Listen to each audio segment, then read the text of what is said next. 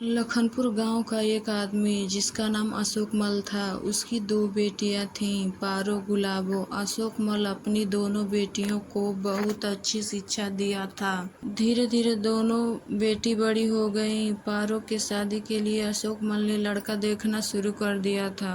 लड़का सर्विस नौकरी वाला चाहिए था और मिल भी गया। लड़का हाईकोर्ट में जज था। अशोक मल को लड़का पसंद आया और बात को आगे बढ़ाकर फोटो लेकर घर आ गया। घर में भी लड़का पसंद था। शादी और दहेज की बात करने के लिए अशोक मल अपने कुछ रिश्तेदारों को लेकर लड़का के घर गया।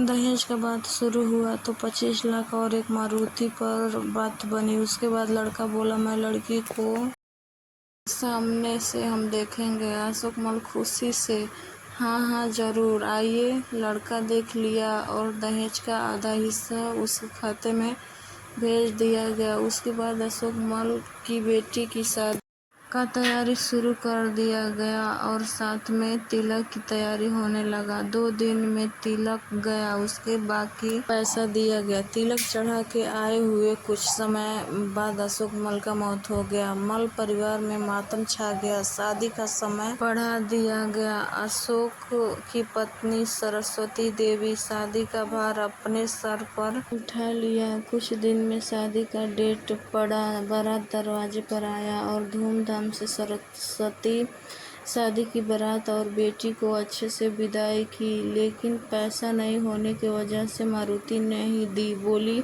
कुछ दिन बाद मारुति मैं आपके दरवाजे पर भिजवा दूंगी, मुझे कुछ समय दीजिए।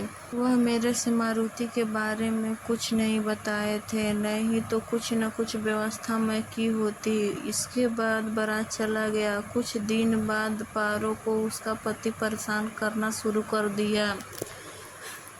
इधर फोन करके पारो बताती रहती थी, माँ मुझे बहुत परेशान किया जा रहा है। सरस्वती के पास पैसे का व्यवस्था नहीं हो पा रहा था। वहाँ पारो का पति जहाँ रहता वहाँ लेकर चला गया और 2-2 दिन रूम पर नहीं आता। वहीं लेडीज वकील थी, उसी से उसका अवैध संबंध था। पहले से ये सभी बातें पारो अपनी माँ को बताती रहती थी। वहाँ पर घर में राशन तक नहीं लाता था। भूख के वजह से घर में मर रही थी। दहेज के लिए मारी जा रही थी। एक जज की पत्नी जो न्याय करता है वह क्या न्याय करता होगा। पारो भूख से नहीं मरी तो उसे मार दिया गया, मारकर भाग गया था। पारो का पति घर में से आवाज नहीं आया पूरे 1 दिन। उसके बाद कुछ रेंटर लोग पुलिस बुलाया, तब जाकर पता चला पारो अब इस दुनिया में नहीं रही। ये सब दहेज के लिए हुआ। इधर बड़े बड़े महापुरुष लोग बैठे हुए हैं जो बोल रहे हैं, बेटी बचाओ बेटी पढ़ाओ, दहेज के लिए बेटियों को मौत के घाट पहुंचाओ।